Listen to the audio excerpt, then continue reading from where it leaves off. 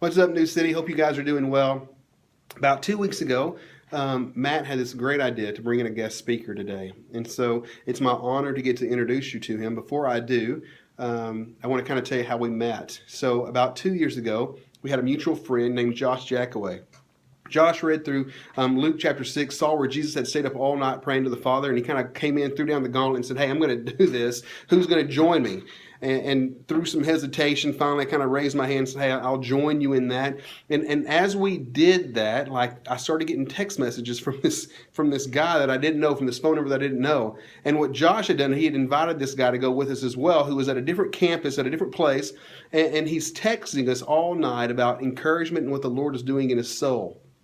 That was my first introduction to this guy. And so I'm like, who is this that stays up all night and seeks the Lord's face? And so as time would have it, the Lord would open doors for us to work into a discipling relationship with this young man. And so for the next 18 months of our lives, we would see him every Thursday from 2 to 5, and we would walk out a discipling group with him. We get to see where he loved the Lord. We get to see where meant the things that he was passionate about. We got to see if the word was rooted deep in his heart. We got to see if he was working through his identity. We got to see if he had pride issues. We got to see him submit to the Lord. Like, we got to watch all of this. We also got to watch him submit himself and humble himself before the Lord to let the Lord continue to transform his soul. And so in 18 months of watching a man just continue to be conformed and formed into the image of Jesus, I'm telling you, it does some stuff to you. And so I sit here today and I tell you that I put my stamp of approval on this guy and his family from all directions. As he speaks today, if your heart begins to knit with him, then I would ask you to seek the Lord's will about what's next for you.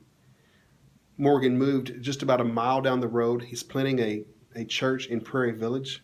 He's married to a beautiful girl named Carissa. They have a 1-year-old son together. He's young. He's like in his young 30s, but his wisdom in the Lord is much higher.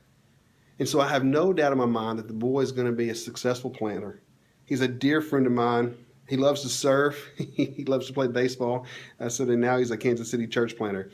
And so, man, without further ado, will you please welcome to the stage a very, very dear friend of mine, a man who loves the Lord with his whole heart, soul, and mind, Morgan Greer.